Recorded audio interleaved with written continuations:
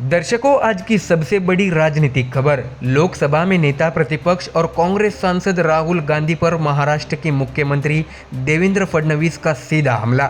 फडणवीस ने राहुल गांधी के बयान और उनके राजनीतिक रुख को लेकर बेहद तीखी प्रतिक्रिया दी है। उन्होंने तंज कसते हुए कहा है कि राहुल गांधी का दिमाग चोरी हो गया है। जी हाँ, ये शब्द है महाराष्ट्र के मुख्यमंत्री देवेंद्र फडणवीस के, जिन्होंने राहुल गांधी पर राष्ट्रीय नेता कहलाने का अधिकार न होने तक की बात कही डाली। दरअसल मामला राहुल गांधी और आरजेडी नेता तेजस्वी यादव की उस यात्रा से जुड़ा है जहां मंच से प्रधानमंत्री नरेंद्र मोदी की स्वर्गीय माताजी के लिए कथित रूप से अभद्र भाषा का इस्तेमाल हुआ।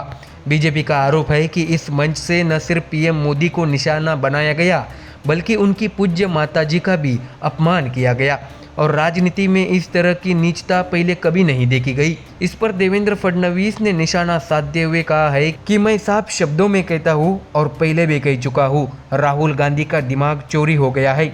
जब दिमाग चोरी हो जाता है तो लोग इस प्रकार की ऊंची बातें करते हैं।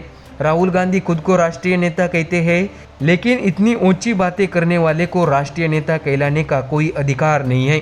किसी का दिमाग चोरी हो जाए तो उसे इग्नोर कर देना चाहिए। ऐसा कहते हुए फडणवीस ने राहुल गांधी पर तंज कसा है। तो दर्शकों, ये थे महाराष्ट्र के मुख्यमंत्री देवेंद्र फडणवीस, जिनकी टिप्पणी ने राजनीति का पारा और बढ़ा दिया है। बीजेपी अब इस पूरे मामले को लेकर राहुल गांधी और तेजस्वी यादव से माफी की मांग कर रही है। तो वही दर्शकों, आपको ये भी जानकारी दे कि बीजेपी ने एक्स पर पोस्ट करते हुए कहा है कि तेजस्वी और राहुल ने अपने मंच से इतनी गंदी भाषा का प्रयोग कराया है कि उसे सार्वजनिक मंच पर दोहराना भी संभव नहीं। बीजेपी ने आगे लिखा है कि तेजस्वी और राहुल ने पहले बिहार के लोगों का अपमान करने वाले नेताओं को बुलाकर उनका सम्मान किया और अब पीएम मोदी की पूज्य माताजी के लिए अपशब्दों का इस्तेमाल कराया। यह राजनीति नहीं बल्कि नीचता की पराकाष्ठा है।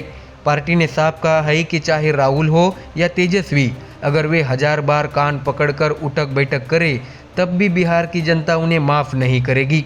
ऐसे में दर्शकों, अब बात करते हैं इस पर कांग्रेस की प्रतिक्रिया की। बिहार प्रदेश कांग्रेस अध्यक्ष राजेश राम ने बीजेपी पर पलटवार करते हुए कहा है कि पहले वो अपनी भाषा में मर्यादा लाए। हमारे नेता सरल, शांत और सौम्य है। विपक्ष की आवाज उठाना लोकतंत्र का हिस्सा है। विरोध को गाली कहना ये बीजेपी की आदत है। तो दर्शकों, एक और बीजेपी राहुल और तेजस्वी से सार्वजनिक माफी की मांग कर रही है, वही कांग्रेस इस पूरे विवाद को बीजेपी की साजिश बता रही है।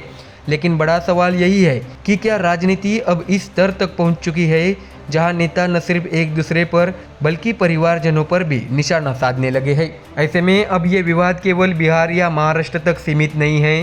राष्ट्रीय स्तर पर इस मुद्दे ने राजनीति में एक नई जंग छेड़ दी है। बीजेपी इसे प्रधानमंत्री के अपमान के रूप में पेश कर रही है, जबकि कांग्रेस और आरजेडी इसे लोकतांत्रिक विरोध का हिस्सा बता रहे हैं। तो सवाल यही है, क्या राहुल गांधी और तेजस्वी यादव को माफी मांगनी चाहिए या फिर ये सिर्फ राजनीति का नया हथियार है जिससे बीजेपी विपक्ष को घेरना चाहती है।